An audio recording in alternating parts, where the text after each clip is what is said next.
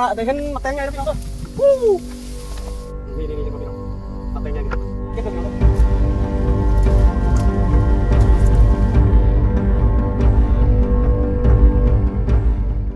ด้อบัดนี้ก็ได้เก็บเลี้ยงคันได้หลายแล้วบัดนี้เขาสิได้ไปบัดนี้เก็บผักต่อตอนนี้ก็เห็นบ่พ่อแม่พี่น้องเอ้ยยอดบัวปลาพี่น้องมันยังบ่ทันได้มากเด้อพี่น้องเอ้ย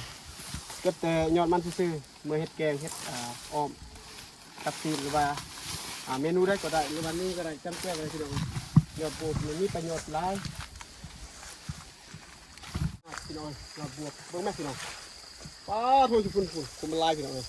มีแต่ยอดบัวเบิดผู้คนปลูกผมมันลายนี่กำลังได้เก็บนี่แต่ว่ามันยังบ่ทันมาถ้าว่ามันมากนี่โบมันกินบ่หมดพี่น้องเอ้ยใครอยากมากินมาเก็บก็มาได้เด้อพี่น้องเด้ออยู่นี่เด้ออยู่ส่วนของพ่ออีพ่ออีแม่คนปลูกให้คนบอกสิป้าพี่น้องเห็นมักแตงไหมพี่น้องเอ้ยมักแตงใหญ่พี่น้องโอ้โหมักแตงพี่น้องเห็นมักแตงเลยนี่เขาจะได้เอาขึ้นไป2 หน่วยพี่น้องบัดนี้เขาจะได้ลงไปเก็บมัน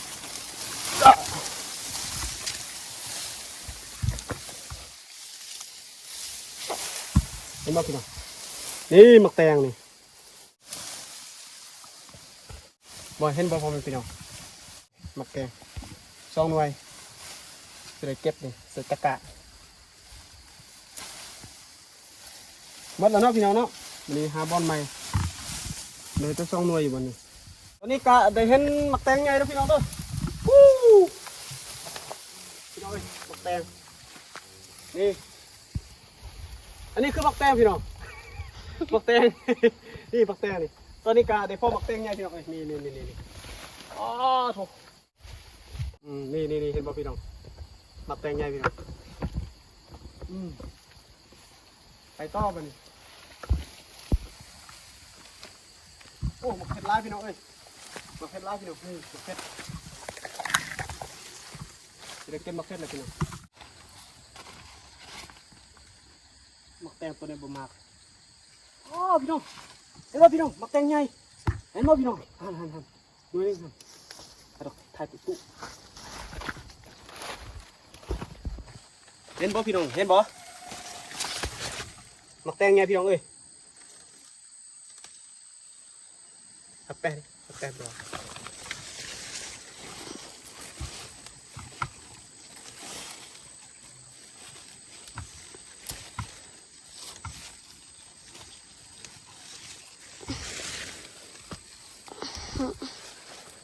โอ้พี่น้องมักแตงใหญ่ความอุดมสมบูรณ์สำได้แล้วพี่น้องเอ้ยอยู่นี่ความคักคึกคักขนาดมาหาตัวหมูปลาป่ะพี่น้องไปเต็มตะกร้าเลยไปเต็มตะกร้าเลยพี่น้องเอ้ยมันนี่กาสิได้ไปไว้อยู่เที่ยงให้เนาะมันนี่มันเต็มตะกร้าเลยเอาไว้อยู่ใส่บ่ได้เลยเต็มเลยกาสิได้พอนี่ก็สิได้เก็บหลายๆหมดเต็มเลยพี่น้องเอ้ยผักก็บ่เต็มแต่ว่ามากแตงนี่เต็มก่อนว้ายมาไว้ก่อนพี่น้องเอ้ย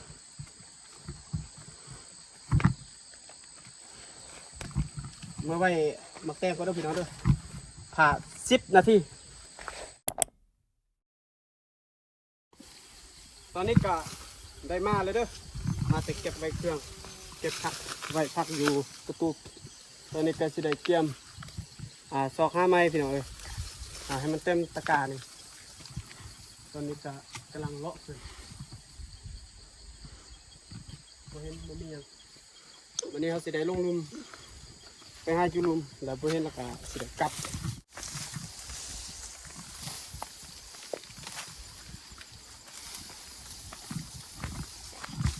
ตอนนี้ก็สิได้ลงเนาะพี่น้องเนาะสิได้ลงลุม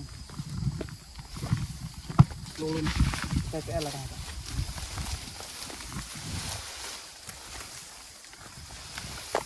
ตอนนี้ก็ได้เห็นมักแตงแล้วพี่น้องมักแตงสุกพี่น้องโอ้ยหยัดอันนี้ก็ใส่กระสอบก่อนตอนนี้ได้เห็นมักแตงแล้วนี่พี่น้องมักแตงสุกตอนนี้ได้ใส่ตะกร้าโอเคสิได้ไปต่อไปนี่ ที่ไหนเนาะ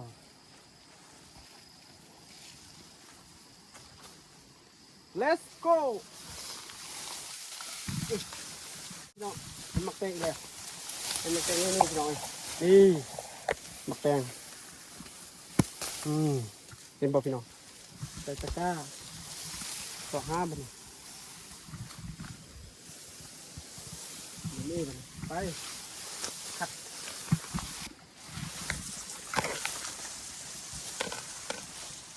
ตอนนี้ก็ได้พอมักแตงแล้วได้พี่น้องได้อีกหน่วยหนึ่งเด้อพี่น้องมักแตงหน่อยพี่น้องเอ้ยนี่มักแตง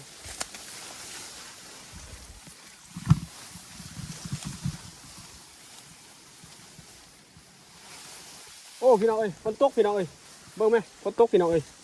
ตกแห้งพี่น้องวันนี้ก็สิได้เตรียมจับพี่น้องเอ้ยหามักอึก่อนจักหน่วย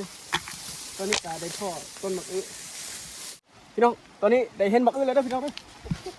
พี่น้องมักอึเอาไปเอ้ยอีก2 หน่วยนี่มักอึเห็นบ่พี่น้องวันนี้ก็สิได้เก็บเด้อพี่น้องเด้อ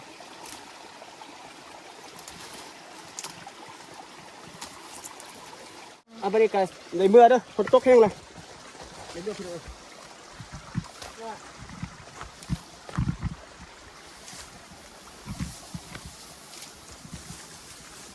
ตอนนี้ก็ได้ฮอตเที่ยงเด้อแม่คอยฮอตก่อน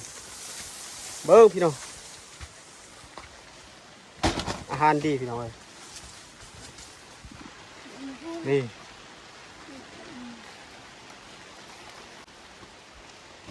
เป็นอะไรอะไรอะไรเราต้องจุ่มด้วย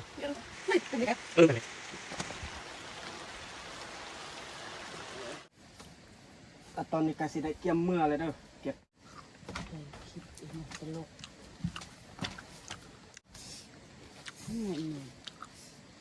บอกเป็นอะไรเติมกัน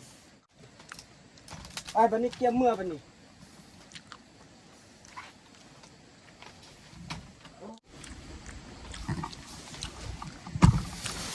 นี่มันต้องไม่ดอกเต็มเอ้ยนี่มันต้องโชว์ตอนเรียนกันแบบนี้ไปลุยพี่น้องเราไปเก็บที่คุณอีกบันนี้ไปชวนคุณอีกครับ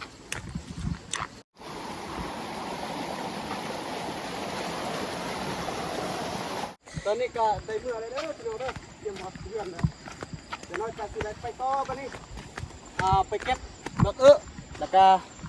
ไปเก็บพักที่คุณอีก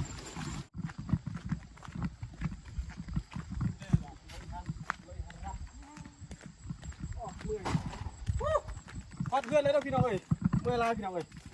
จากน้อยสิได้ไปต่อบันนี้